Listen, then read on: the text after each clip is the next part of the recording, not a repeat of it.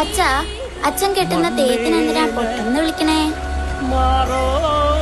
അതോ, ചോദ്യങ്ങൾ ചോദിച്ചു കുഴയ്ക്കുന്ന ദൈവമാണ് പൊട്ടൻ.